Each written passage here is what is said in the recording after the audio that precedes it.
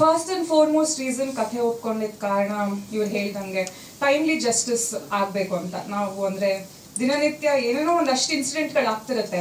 ಅಂದರೆ ಸಾಮಾನ್ಯ ಇನ್ಸಿಡೆಂಟ್ಗಳಲ್ಲೇ ಕೂಡ ನಾವು ನಮಗೆ ಸಮಯಕ್ಕೆ ತಕ್ಕಂತೆ ಆ ಸಮಯಕ್ಕೆ ಕರೆಕ್ಟಾಗಿ ನಮ್ಗೆ ಏನೋ ಒಂದು ಸಿಗ್ಲಿಲ್ಲ ಅಂತಂದಾಗ ಎಷ್ಟು ಕೊರಗ್ತೀವಿ, ಬೇಜಾರಾಗತ್ತೆ, ಹತಾಶೆ ಆಗುತ್ತೆ. ಬಟ್ ಈ ಥರದೊಂದು ಸೆನ್ಸಿಟಿವ್ ವಿಷಯಗಳನ್ನ ನಮಗೆ ಅದರಲ್ಲಿ ಕರೆಕ್ಟಾದ ಟೈಮ್ಗೆ ನ್ಯಾಯ ಸಿಗ್ಲಿಲ್ಲ ಅನ್ನೋದು ಒಬ್ಬ ಹೆಣ್ಣಾಗಿ ಇವಾಗಿಂದು ಹಿಂದೆನೂ ಅಷ್ಟೇ ಇವತ್ತು ನೋಡ್ತಾ ಇದ್ದೀವಿ. ಈ ಕಾರಣ ಈ ಸಿನಿಮಾ ಮಾಡ್ತಿರೋದನ್ನು ಮುಂದಕ್ಕೆ ಈ ಥರದ ಇನ್ಸಿಡೆಂಟ್ಗಳು ಆಗದೆ ಇರಲಿ, ಸಂಭವಿಸದೇ ಇರಲಿ ಅಂತ. ಸೊ ಈ ಥರದ್ದು ನಾವು ವಾತಾವರಣದಲ್ಲಿದ್ದಾಗ ಒಬ್ಬ ಮಹಿಳೆಯಾಗಿ ನನಗೂ ಕೂಡ ನಿಮ್ಮೆಲ್ಲರ ಈ ಸಾಕಷ್ಟು ಜನ ಮಹಿಳೆಯರು ಕೂತಿದ್ದೀರಾ, ಐ ಥಿಂಕ್ ಎಲ್ಲರೂ V share the same thought. ಬರೀ ಹೆಣ್ಮಕ್ಳು ಅಂತ ಅಲ್ಲ, ಇಲ್ಲಿ ಗಂಡಸರಿಗೆ ನಿಮಗೆ ಹೆಂಡತಿಯರಾಗಲಿ, ಅಕ್ಕ ತಂಗಿಯರಾಗಲಿ, ಮಕ್ಕಳು, ಹೆಣ್ಮಕ್ಳು ಇರೋರು ಎಲ್ಲರೂ V share the same thought.